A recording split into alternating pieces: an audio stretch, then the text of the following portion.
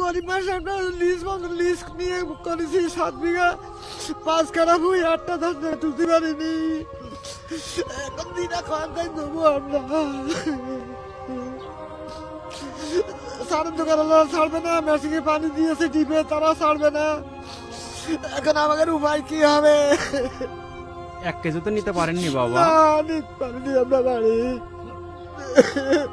তো যখন সারেওয়ালারা পানি দোকানে টাকা চাইবেন তখন কি করবেন বাবা? তখন আমাদের গলায় দড়ি দিয়ে আসা কোনো উপায় নেই। আমরা লিজের টাকা তুলে আমরা কিনে দেবো, শোধ করবো, কোয়াতে খাবো, লোন ঘেটে না তাকে টাকা দেবো।